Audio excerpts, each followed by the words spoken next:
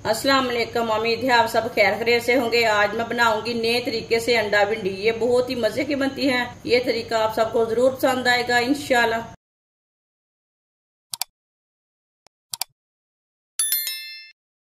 आधा cup oil.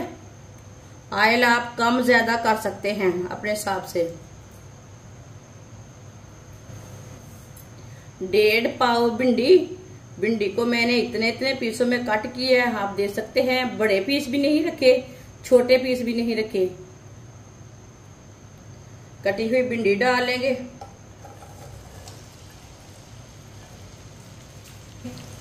Mix कर लेंगे।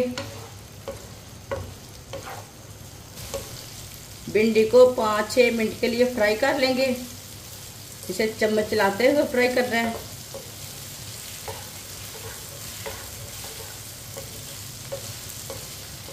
ये बहुत ही आसान तरीका है भिंडी की सब्जी बनाने का। इस तरीके से भिंडी की सब्जी बहुत ही मजे की बनती है।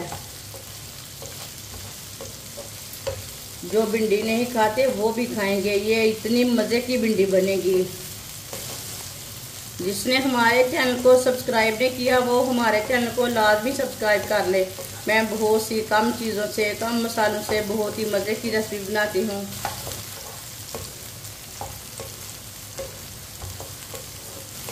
भिंडी को इसी तरह चम्मच चलाते हुए फ्राई करना, ताकि दोनों साइडों से अच्छी तरह हमारी भिंडी ब्राउन हो जाए, पक जाए अच्छी तरह। वीडियो को पूरा देखें। वीडियो को पूरा देखने से पता चलता है बाजी ने आज कैसे भिंडी बनाई है। 2 सब्ज मिर्च बारीक कटी हुई,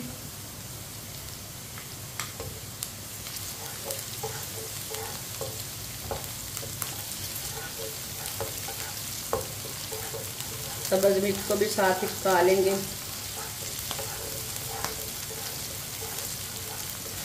आप दे सकते हैं भिंडी को मैंने 5-6 मिनट के लिए पका लिया है, फ्राई कर लिया है। अब चूल्हे की आंच को बिल्कुल कम कर देंगे। चूल्हे की आंच को मैंने बिल्कुल कम कर दिया। 1 चमची नमक। नमक जरूरत के हिसाब से डाल सकते हैं जितना आपको जरूरत है। आधी चमची सुर्ख लाल मिर्च, आधी चमची हल्दी पाउडर, आधी चमची गरम मसाला, आधी चमची पिसा हुआ धनिया। मसालों को हल्की सी आंच पर 1 मिनट के लिए पका लेंगे। मसालों को जलने बिल्कुल भी नहीं देना। चूल्हे की आंच को बिल्कुल कम रखना, नहीं तो मसाले कड़वे हो जाएंगे।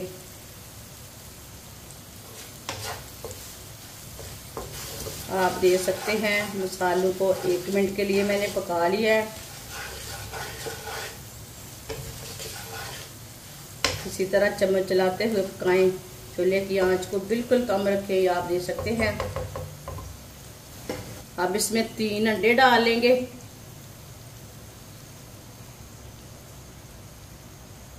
इसे अच्छी तरह मिक्स करते हुए पका लेंगे।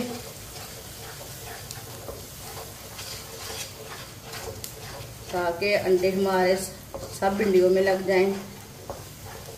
अंडे डाल के 2-3 मिनट के लिए पका लेना, ऐसे ही चम्मच चलाते हुए। अंडों को अच्छी तरह पकाना है।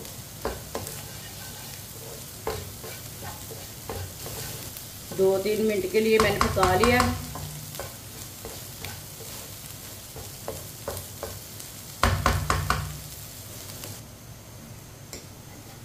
माशाल्लाह देखिए अंडा भिंडी कितने ही अच्छे बने हैं। प्लेट में अंडा शामिल कर लेंगे।